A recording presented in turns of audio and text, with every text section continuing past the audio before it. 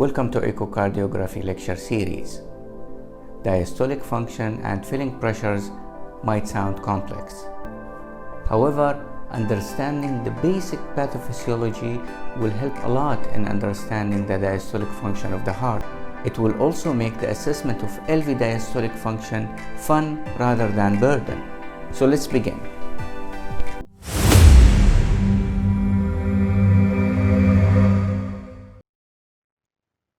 This is the left ventricle diastolic function lecture where we're going to discuss definition of diastolic function, different phases of diastole, as well as the assessment of left ventricular function and pitfalls in the assessment of the diastolic function. Diastolic function is the filling function of the heart, and assessing it is integral part of complete echocardiographic study. Almost 50% of heart failure patients, they have normal systolic function, and their main problem is in the diastolic function. So to start with, diastole is divided into 4 phases, and it is dependent on the filling and the pressure difference between the LV and the LA. So the first phase here is the IVRT, or isovolumic relaxation time, where there is no actual filling happens in the LV. So as you can see, this is the point here where the mitral valve opens and the LV pressure is lower than the LA pressure. This red line here is the LA pressure.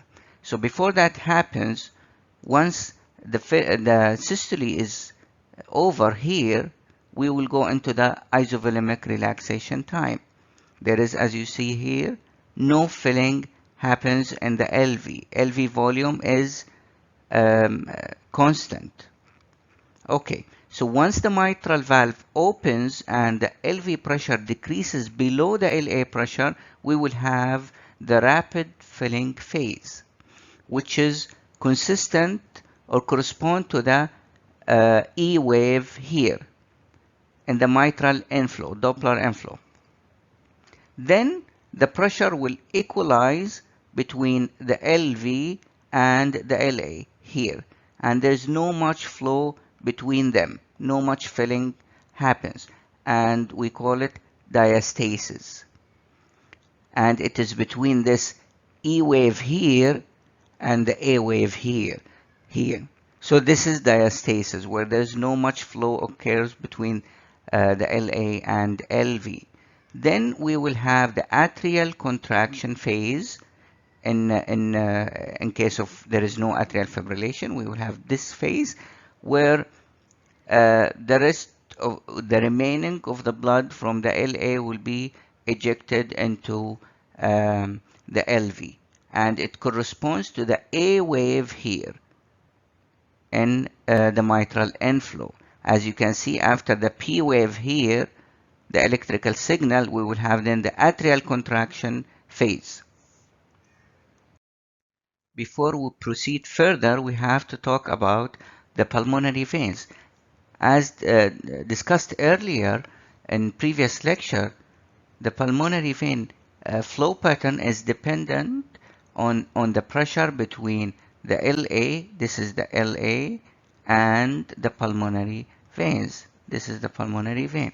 So during atrial relaxation, which happens during systole, normally most of the filling happens during atrial relaxation. So you will have an S wave that is higher than D wave. D wave is during diastole, when the mitral valve opens and LV start to relax. However, in young adolescent and young adult, you will have a super relaxation, relaxing LV with very high suction force that will cause most of the filling to be during diastole once the mitral valve opens. And this will produce a reversed pattern. S is smaller than the D. Here is S larger than D. This is normal in adult. This is normal in young adult and adolescents and children as well. However, this can be abnormal, indicative of very high LA pressure. At the early stage of diastolic dysfunction, the LV relaxation become impaired. LV relaxation can be assessed and measured by measuring how fast the LV relaxes. And this is feasible by measuring the annular velocity here during diastole.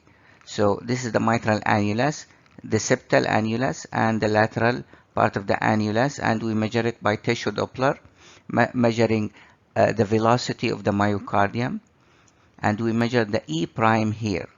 So this E prime resembles the relaxation or early relaxation velocity of the LV. When the velocity is low, it means there is impaired in relaxation, and the LV now will take a longer time to fill, and then we will have the deceleration time of the E wave. This is the E wave here. It will be prolonged. Deceleration time is measured from peak velocity until zero. There is no velocity here. There is no flow happening. Also, LV filling become more dependent on atrial contraction rather than the early filling, and this will produce a high A wave here. As you can see, the deceleration time or the E wave here is prolonged. It takes longer time for filling to occur, and the A wave is high. This is a typical pattern of early diastolic dysfunction and impaired relaxation. As the diastolic function worsens further, the LV becomes less compliant. A less compliant chamber means a stiffer chamber. That is, as it fills, the pressure within becomes abnormally elevated. So let's say 100 ml will produce 10 millimeter of mercury. In a stiffer chamber, 100 ml will produce 20 millimeter of mercury, for example. Imagine the work you need to manually inflate this balloon compared the work need to manually inflate a tire. So the tire is stiffer, less compliant than the balloon, and the tire inflation will require a high workload. So this is, let me draw the LV here. This is the LV and this is the LA and this is the mitral valve. So the pressure you need to fill the LV, or the pressure within the LV during diastole, it is called the filling pressure. Filling pressure. So when the filling pressure, or in diastolic dysfunction, as diastolic dysfunction worsen, this filling pressure becomes high. So you need to overcome this filling pressure. So the pressure in the LA will become even high, and you need a higher pressure in the LA in order to fill the LV. As this pressure in the LA becomes high, what will happen? Once the mitral valve opens, you will have a high early filling. The high pressure here in the LA will cause a gush of blood into the LV, causing a high E wave. And this now will resume back the normal E to A ratio. This is why we call it is pseudo-normal. The difference is if you go back to the relaxation velocity, the E prime, you will find it very low. Not only that, because now the LA pressure is high, it will open, or it will also push the mitral valve to open early in diastole. Thus, it will reduce the isovolumic relaxation time. So isovolumic relaxation time will become decreased as the diastolic function worsens and LA pressure increases. Also, in pulmonary veins, because during systole, where atrial relaxation is happening, the LA pressure is high, no much filling occurs to the LA during atrial relaxation. Most of the filling will happen once the mitral valve opens because the pressure within the LA is high. Most of the time, you need the mitral valve to open to vent the LA, and quickly the LA will receive blood from the pulmonary vein during diastole. So this is the LV, this is the LA and pulmonary veins. LV, LA and pulmonary veins. So now you have filling pressure is elevated here, the pressure during diastole, which will cause pressure to be elevated in LA, and it will cause also back pressure through the pulmonary veins. Pulmonary veins are connected to the lungs, vasculature, so the pressure in the lung will be elevated, causing a high pressure in the right ventricle. So the right ventricle, this is the RV, you need more pressure to overcome the high pressure here. And this will also cause the RVSP to be elevated, the RV systolic pressure to be elevated that we measure usually from the tricuspid regurgitation flow. With the elevated pressure in the LA also, we will have something called LA remodeling. The LA will become bigger. It will dilate as indicative of elevated pressure chronically. As LV becomes less and less compliant, the pressure within it will increase faster with small volume. So this will cause quick equilibrium in the pressure between the LV here and the LA, and abrupt filling. See, now the E wave will be short because it will fill a little bit here, the LV, and quickly the pressure in the LV will be elevated and equilibrium in the pressure between the LV and LA will occur, causing a short deceleration time. Also, now the atrial contraction will cause a little bit only increase to overcome this pressure equilibrium, not much. So the atrial contraction is not sufficient enough to overcome the very high LV filling pressure. This will result in EA ratio more than 2 and small deceleration time here.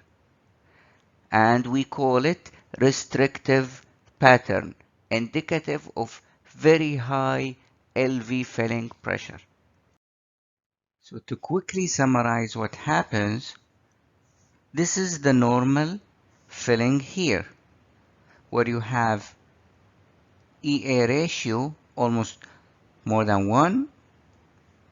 You have a normal relaxation velocity, E prime, and we will know what is normal in short bit.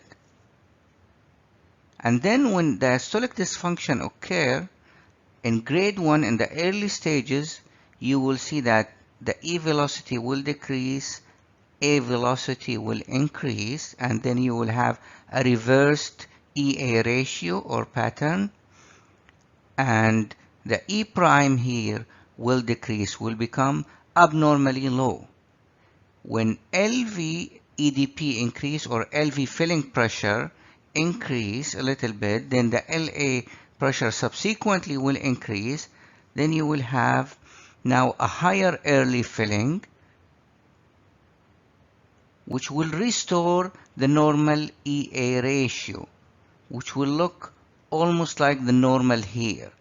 But the difference is the E prime here is low. So we call it pseudo-normal pattern. And then when LV filling pressure increase further, it will cause further also increase in LA pressure, and it will cause very high E, small a, and the E also will start early, so you will have a short isovolumic relaxation time somewhere here, and now the EA ratio is more than 2, and the filling will stop abruptly and shortly. So you will have a short deceleration time, and then again you will have a very small E prime here, or relaxation velocity. Now, after understanding the pathophysiology of diastolic dysfunction, now we need to assess the diastolic dysfunction or function. And we have to answer two questions here. Is the diastolic function normal? And if it is abnormal, then how bad is it? Is it very bad or mildly dysfunctional? So is it grade 1, grade 2, or grade 3? And we will see how we will do this in a minute. Now, to answer question number 1, is the diastolic function normal or abnormal? We have an algorithm to follow. However, before we follow the algorithm, it can be simpler than following an algorithm. Just if we have abnormal systolic function, then for sure the diastolic function is abnormal. If we have decreased ejection fraction, for sure the diastolic function is abnormal. If we have pathological LV hypertrophy like hypertensive heart disease or hypertrophic cardiomyopathy, then it is for sure abnormal, and we don't need to go through any algorithm. And we will proceed to question number 2, that how bad is the diastolic dysfunction. Then if we're not sure if diastolic function is normal or abnormal, then we have to follow the algorithm. The algorithm has 4 things to evaluate and to look into. The mitral inflow peak velocity, or E peak velocity, the LA volume index, tricuspid peak velocity, septal and lateral relaxation velocity, or E prime.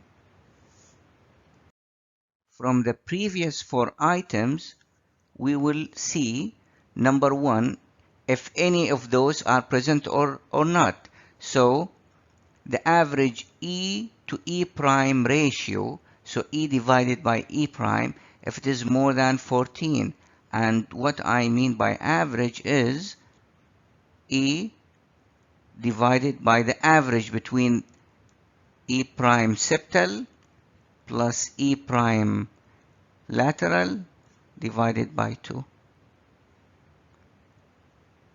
So this is the average E to E prime ratio. Septal E velocity less than 7, or the lateral E velocity or E prime velocity less than 10.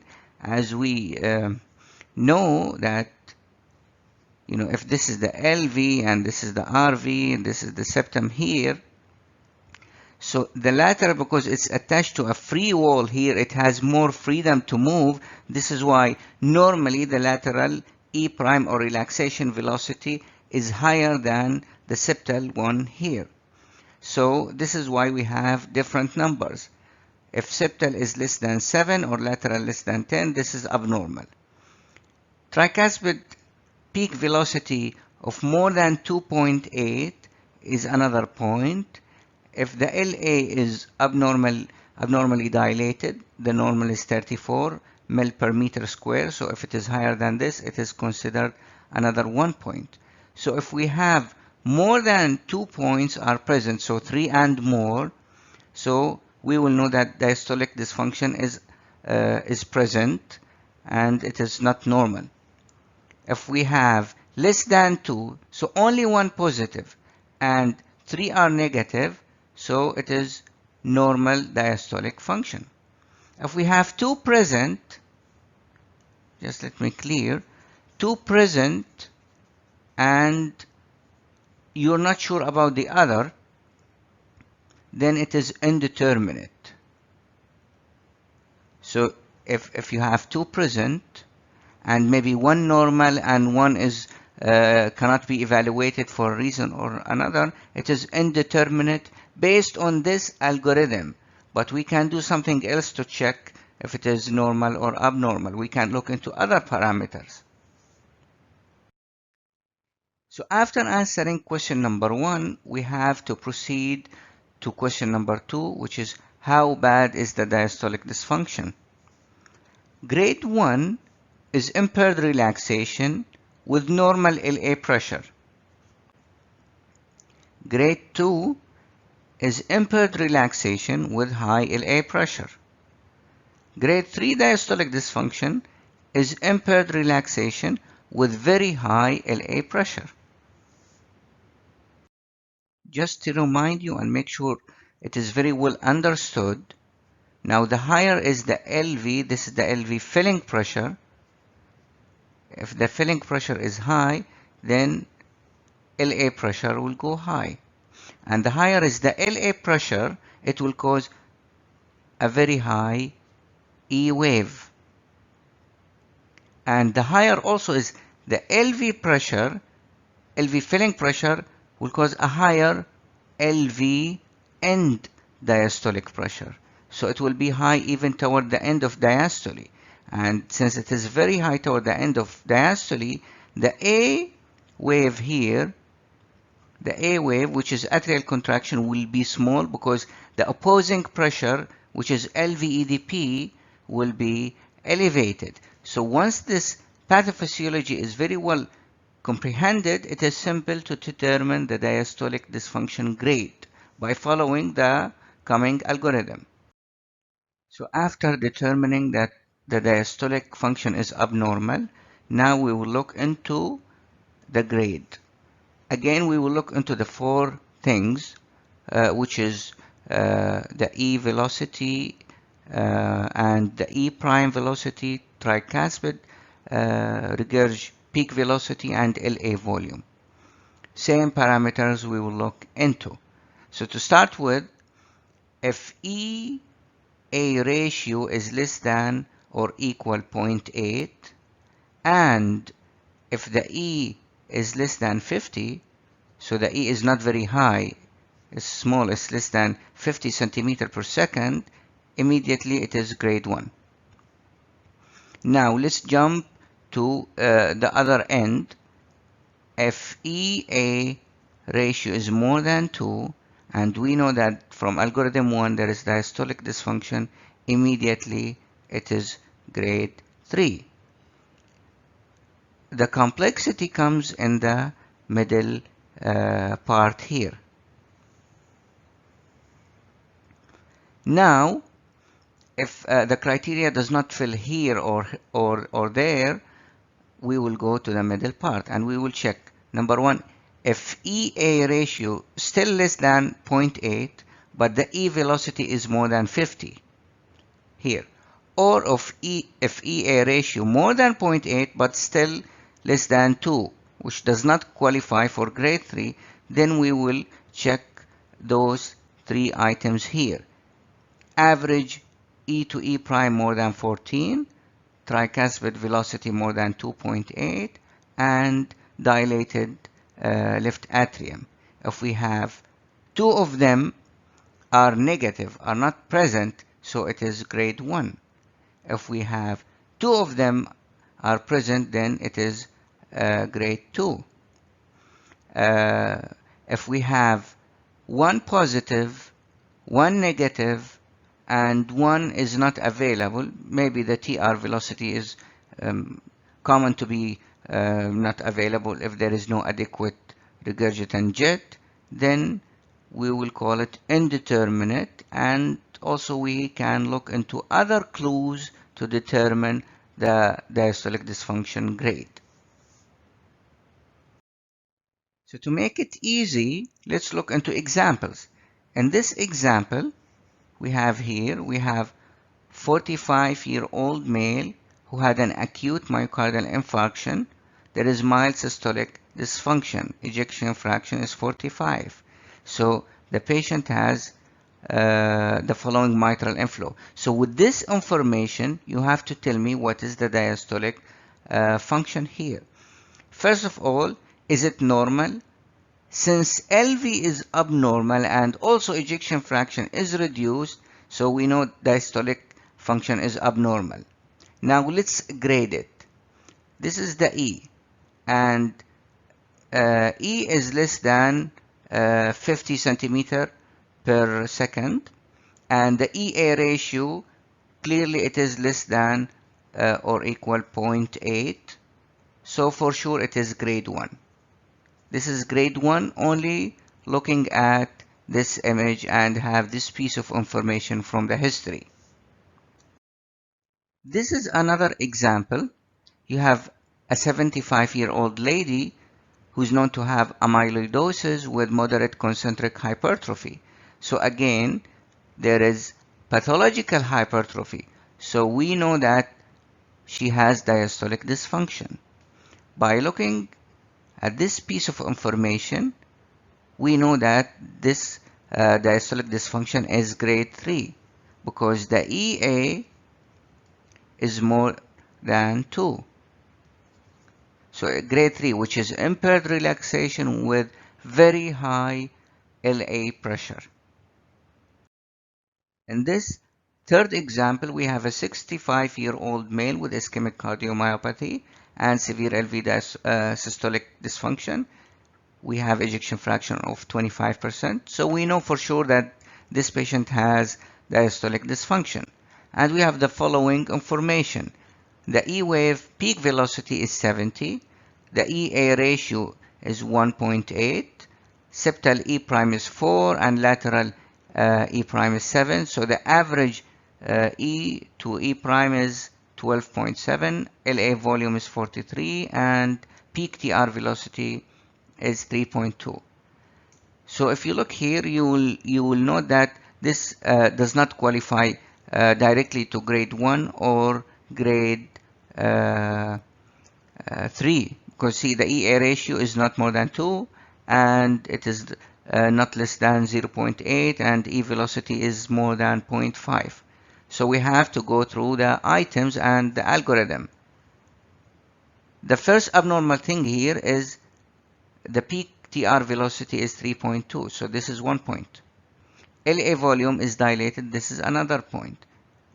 The average E to E prime is not more than 14, so we don't have a point here. So we have 2 out of 3, so this is grade 2.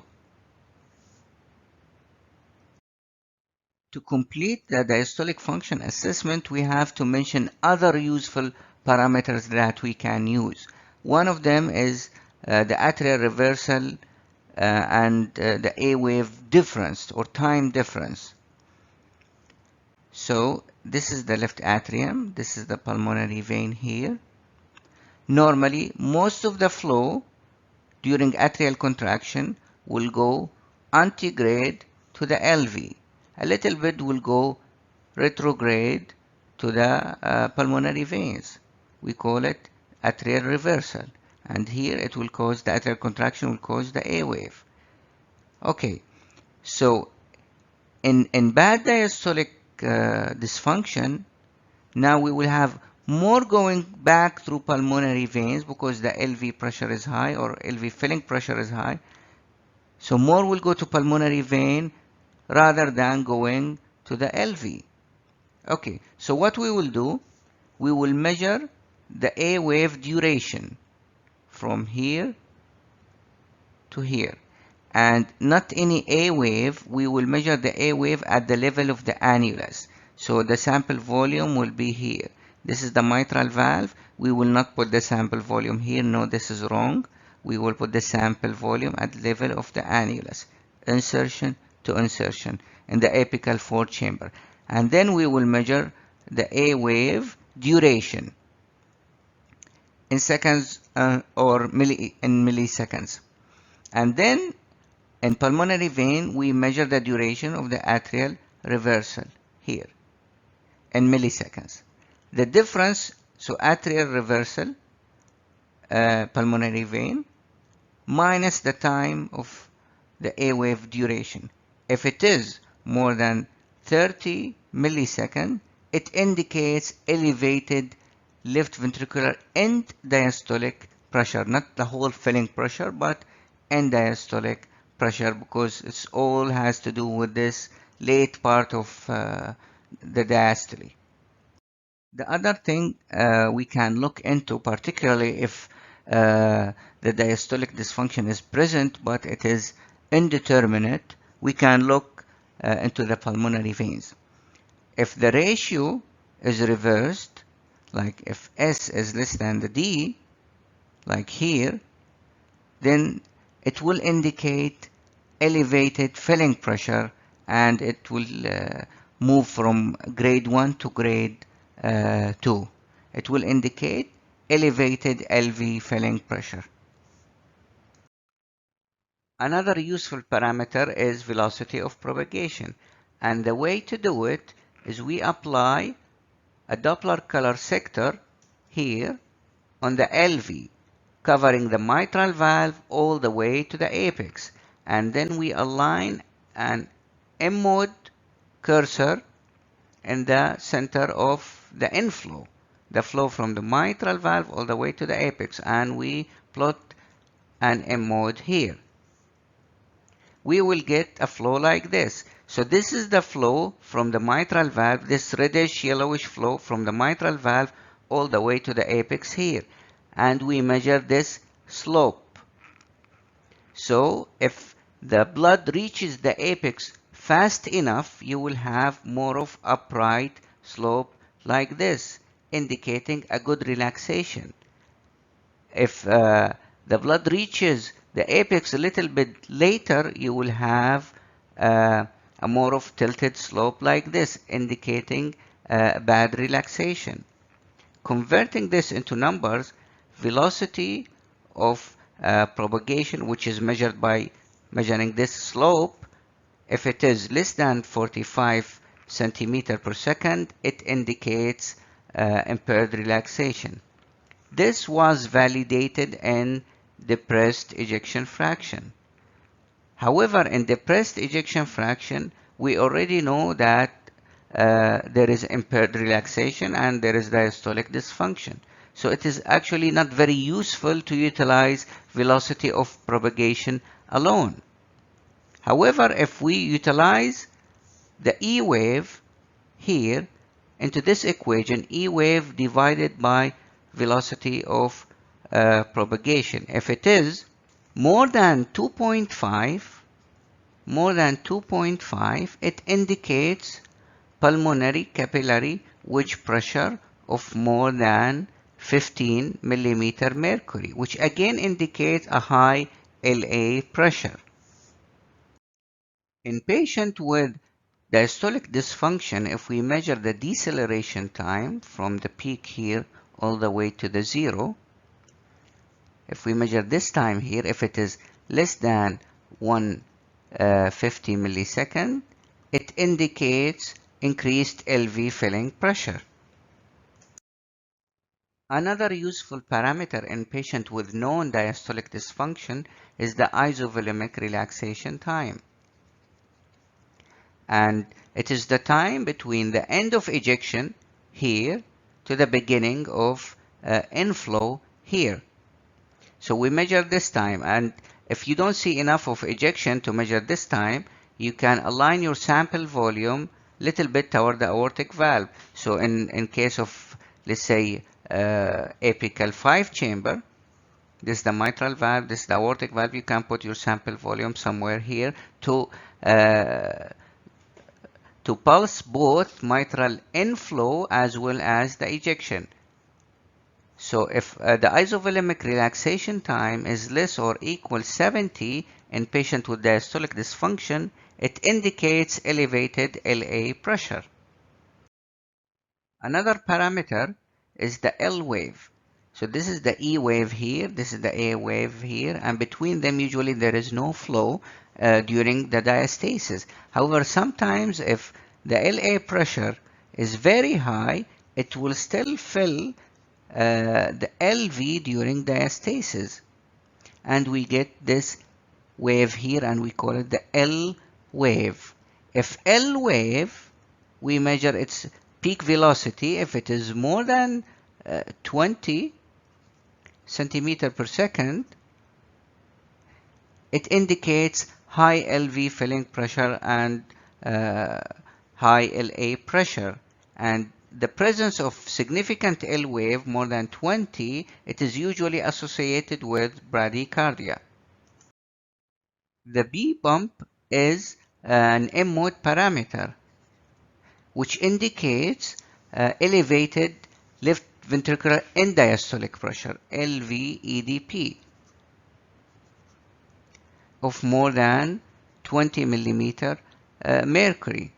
Usually you have the E. This is M mode on the mitral leaflet. You have an E wave here. Then you have an A, and usually after the A you will have the closure line here. However, sometimes after the mitral valve will little bit open, the anterior mitral leaflet here will little bit open before it closes, and this is called the B bump. And again, it indicates elevated end diastolic pressure.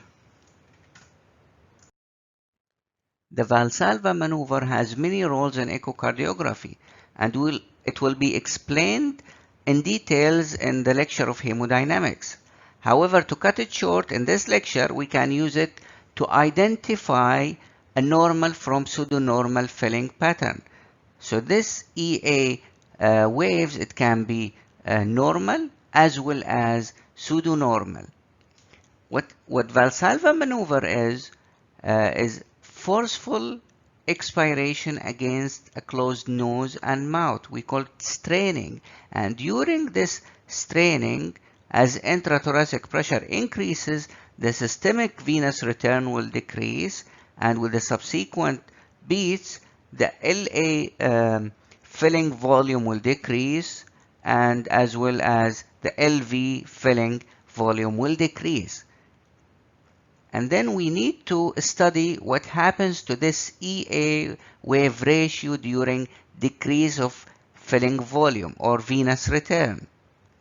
So if the EA ratio here, EA ratio, during straining phase decreases of more than 50%, it indicates that the LA pressure is high and LV filling pressure is high. Because since this high E wave is dependent on the volume and the high LA pressure, and once you decrease the volume, now you unmask this impaired relaxation, which is not normal. The mitral inflow has to be recorded for at least 10 seconds during straining phase. Mitral regurgitation is something that occurs during systole. However, during diastole, this is the LV and this is the LA and this is the mitral valve. So during diastole, usually the blood will flow from LA to LV. However, if the LV here filling pressure is high and even higher than LA pressure, we can get some flow from the LV back to the LA during diastole, and we call it diastolic mitral regurgitation. We have many reasons for that. One of them is AV block of any degree, ventricular paced rhythm, severe aortic regurgitation, and particularly if it is acute, and severely elevated filling pressure. This is why diastolic mitral regurgitation has to be interpreted with caution. Now we'll go into pitfalls of diastolic function assessment. One of the pitfalls that will make assessment of diastolic function difficult or even impossible is the presence of severe mitral annular calcification. If you look carefully at mitral valve, you will see the mitral valve leaflets here are moving freely. However, you have severe calcification in the annulus area. So in case of moderate to severe annular calcification of the mitral valve, The E prime velocity in the lateral here and the septal area here is not really representative of the relaxation velocity of LV, because it will be a little bit decreased or tethered by this chunk of calcium. So in cases of mitral annular calcification, we cannot use the E to E prime ratio. Not only in mitral annular calcification, also if you have prosthetic material here, like a ring or a mechanical valve, again, we cannot use this ratio for the same reason. Mitral stenosis of any degree will cause elevated LA pressure. It will affect the transmitral velocities, particularly the E wave. So also that annular relaxation velocities will be affected by the degeneration and calcification that is associated with rheumatic mitral stenosis. While LA pressure is still can be determined, the diastolic function cannot. The same rule apply for if there is obstruction for any reason. Let's say a tumor or prosthetic valve, any sort of obstruction will change or will affect the mitral velocities. So those mitral velocity will indicate to you the LA pressure here, but it has nothing to do with the LV filling pressure. In severe aortic regurgitation, it is necessary to avoid contamination with the aortic regurgitation flow. So this is the aortic regurgitation flow and this is the mitral inflow. So as you can see, it is easily contaminated by this aortic regurgitation flow. The second issue is by having aortic regurgitation and significant aortic regurgitation, now the LV is being filled from two sources, the mitral through the mitral valve, the normal filling, and the retrograde filling from the aorta. So now you cannot really estimate the LV diastolic pressure. However, LA pressure still can be estimated.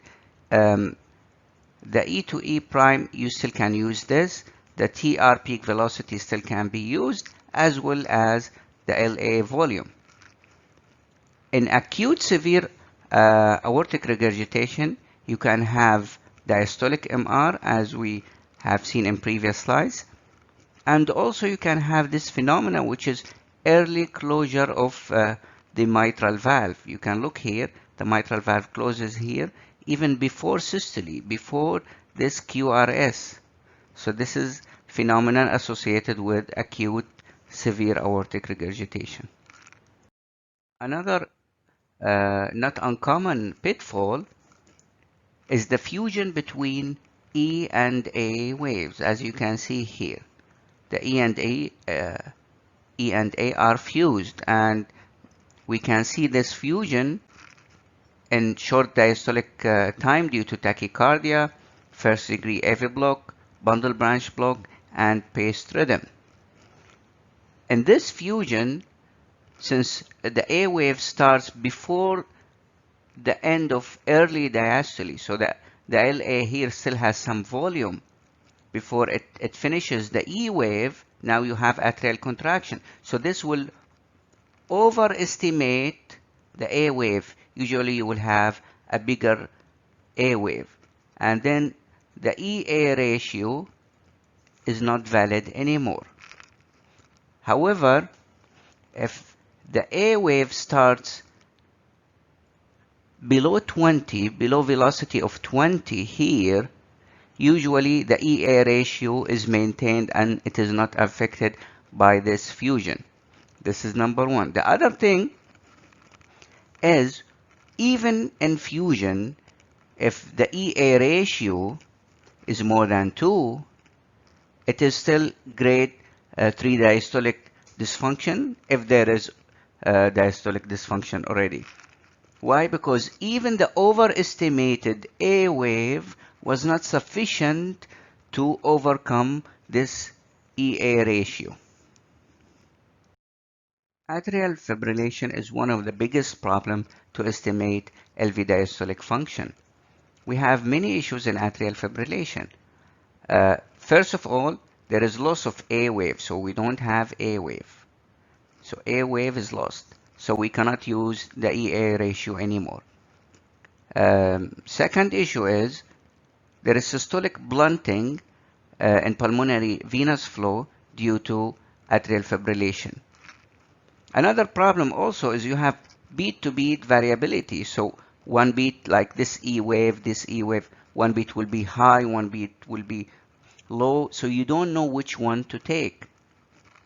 Also, let's assume if you use this beat here, then which E prime you will use. So we will have E prime also beat-to-beat variability. We can use the average of 5 to 10, and also we can average the E prime 5 to 10 to overcome this issue. Another problem is in atrial fibrillation, already the LA can be dilated due to remodeling secondary to atrial fibrillation. So the LA volume is not really indicative of diastolic dysfunction here. However, it is still possible to estimate the LV filling pressure in atrial fibrillation. The following are markers of elevated LV filling pressure in atrial fibrillation. You can utilize them. You need to average measurements, and it should be averaged from 10 consecutive beats. If there is no much of RR variation, you still can average 3 beats only. So you can utilize any one of them. E to E prime, the septal E prime of 11 and more is indicative of elevated LV filling pressure, and the rest of those parameters can be used to estimate LV filling pressure. However, you cannot say that it is grade 1 or 2 or 3 in the presence of atrial fibrillation. Thank you for watching. The next lecture will be about right side chamber quantification.